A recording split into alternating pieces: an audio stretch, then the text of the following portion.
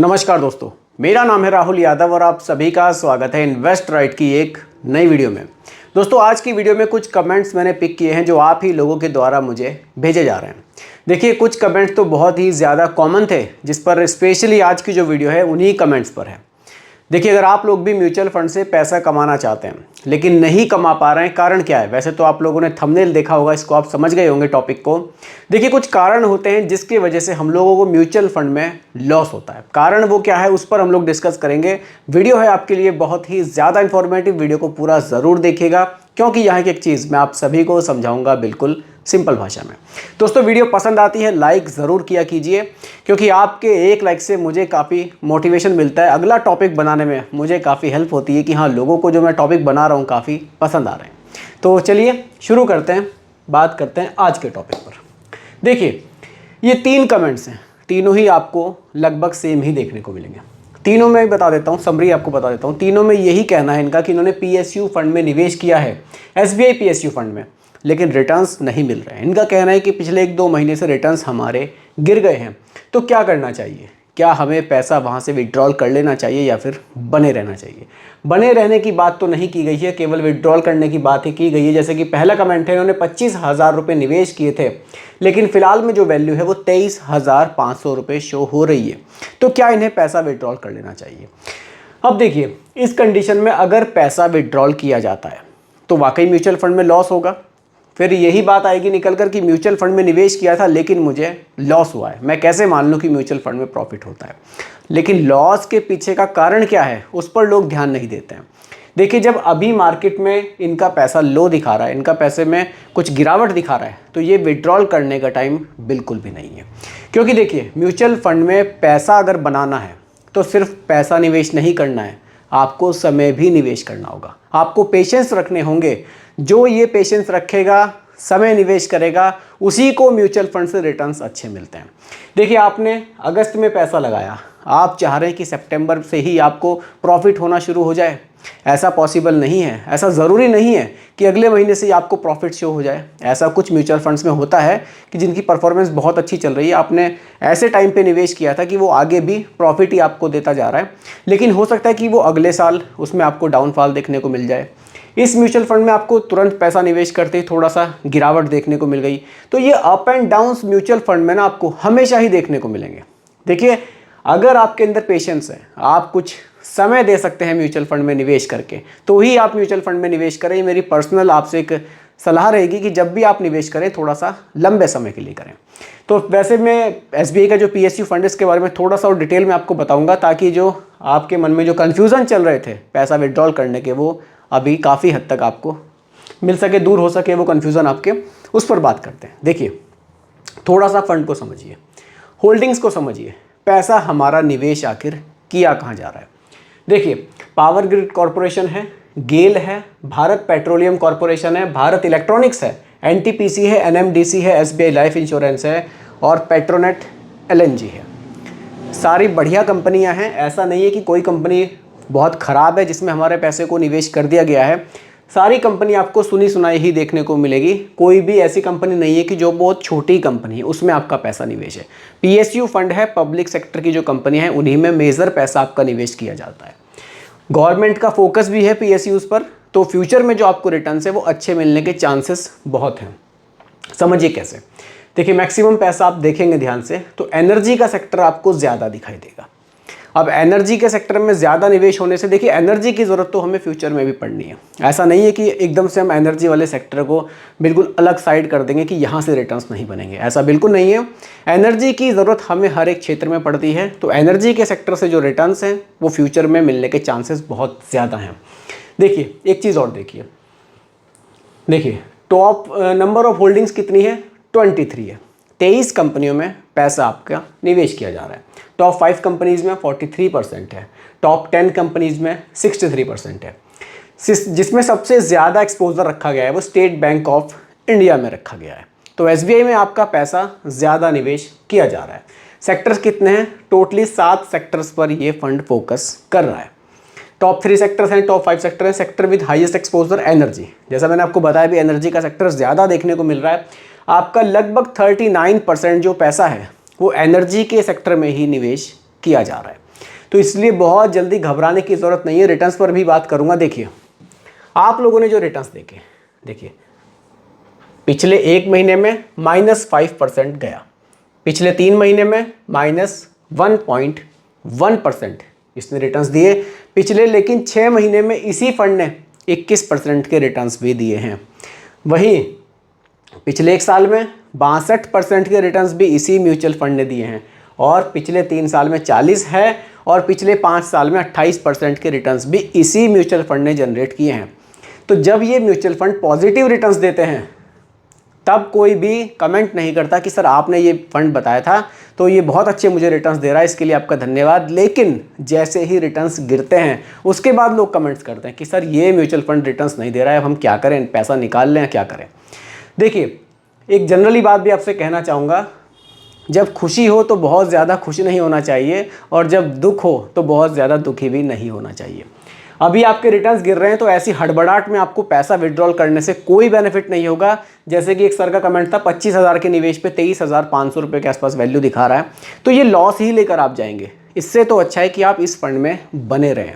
देखिए लंबे समय तक बने रहेंगे तो ये रिटर्न्स जो आपके माइनस में हैं ये धीरे धीरे पॉजिटिव की तरफ जाएंगे, आपको अच्छे रिटर्न्स मिलेंगे। थोड़ा सा विश्वास रखिए।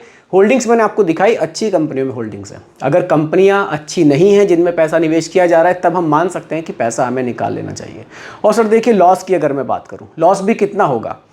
आपने कंपनियां देखी, बड़ी कंपनियों में निवेश है, अगर उनके रिटर्न्स नेगेटिव अभी और समय तक भी चलते रहे तो भी आपका पैसा ज़ीरो तो होने से रहा, क्योंकि बड़ी बड़ी कंपनियों में निवेश है।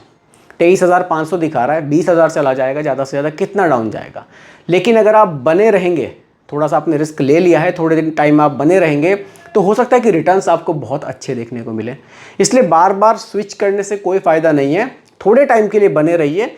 देखिए फंड्स ने रिटर्न्स भी अच्छे बना कर दिए हैं। अभी नेगेटिव रिटर्न्स चल रहे हैं, ये पॉजिटिव नेगेटिव आप किसी भी म्यूचुअल फंड में देख लीजिए, सभी में आपको देखने को मिलता है। इसीलिए थोड़े टाइम बने रहिए, रिटर्न्स आपको इसी फंड से अच्छे देखने को ज़रूर मिलेंगे। चलिए ये कुछ 3-4 कमेंट्स थे जिस पर डिस्कशन हमने किया। अब और भी कमेंट देख लेते हैं, और भी कमेंट काफ़ी आए हुए हैं। देखिए अगला कमेंट है अनीर जी का कमेंट है, very nice video, please tell me if I go for SWP plan then shall I have to put request to my AMC for transferring the money every month. इनका कहना है कि अगर SWP लेना चाहते हैं अपने AMC से तो क्या ये ले सकते हैं। बिल्कुल, देखिए SWP के लिए आपका जो भी निवेश है, जो भी आपका करंट वैल्यू आपके दिखा रहा है पैसे की, उसमें से आप SWP अपना एक्टिव कर सकते हैं, कोई दिक्कत नहीं है। मैक्सिमम आपको ऐप्स में भी SWP की फैसिलिटी मिलती है, आप ऐप के थ्रू भी SWP अपना एक्टिवेट कर सकते हैं। हर महीने जो भी डेट आप डिसाइड करेंगे, जितना पैसा आप डिसाइड करेंगे, आपके अकाउंट में ऑटोमेटिक क्रेडिट हो जाएगा। आगे बढ़ते हैं। अगला कमेंट है, आपकी वीडियो बहुत अच्छे हैं सर, बहुत ही मोटिवेशन मिलता है हमको, आपके खूब धन्यवाद। इनकी एज 40 की है, 8,000 रुपये की SIP की है, कोटक स्मॉल कैप में 2,000 रुपये रखे हैं, टाटा स्मॉल कैप में 2,000 रुपये रखे हैं, Motilal Oswal large and mid cap में 2,000 रुपये रखे हैं, फ्लेक्सी कैप में भी 2,000 रुपये रखे हैं।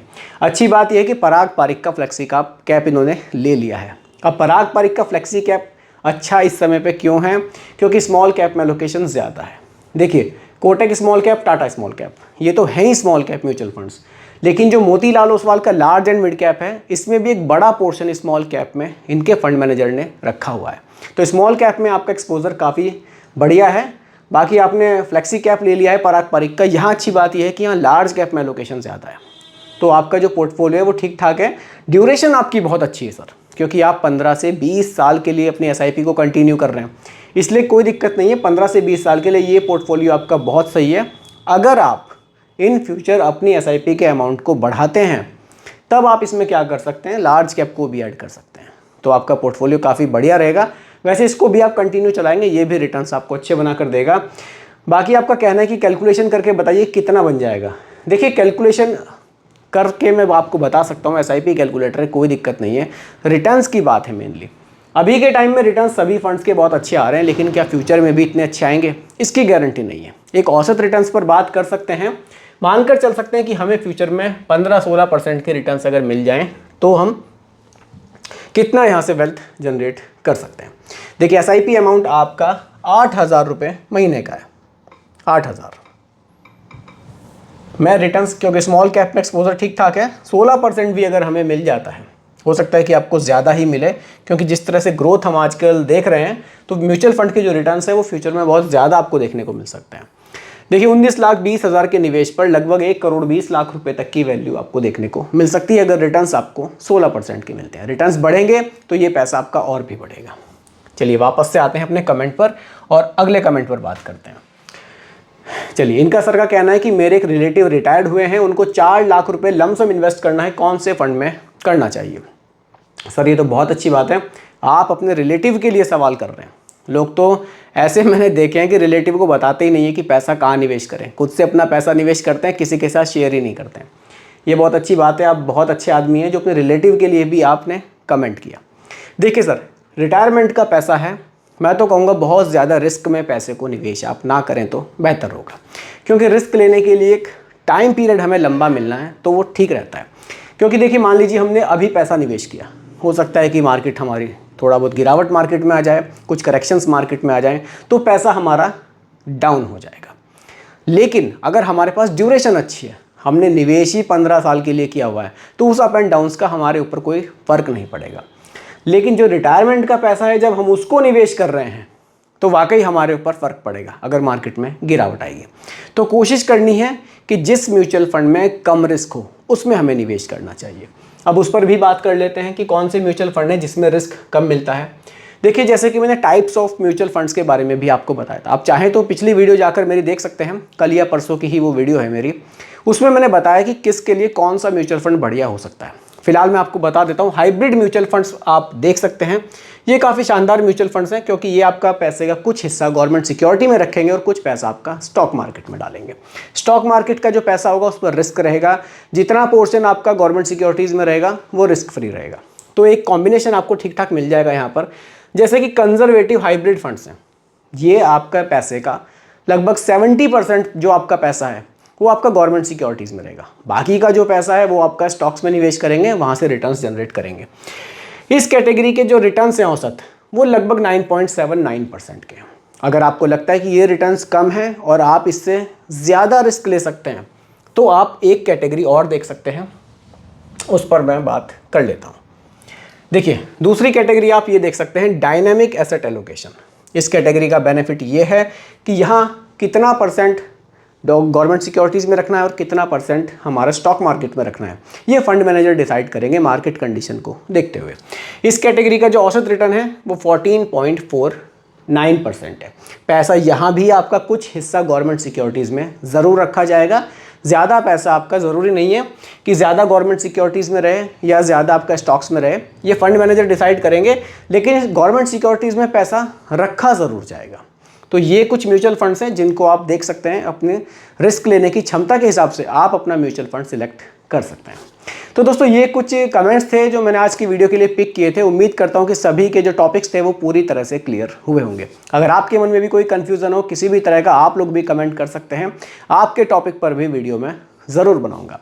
बाकी दोस्तों रिकमेंडेशन नहीं है, केवल एजुकेशनल पर्पस वीडियो आप लोगों के लिए बनाई गई है, क्योंकि म्यूचुअल फंड का जो भी निवेश है बाजार जोखिमों के अधीन होता है।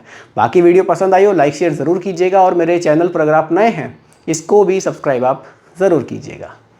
नमस्कार।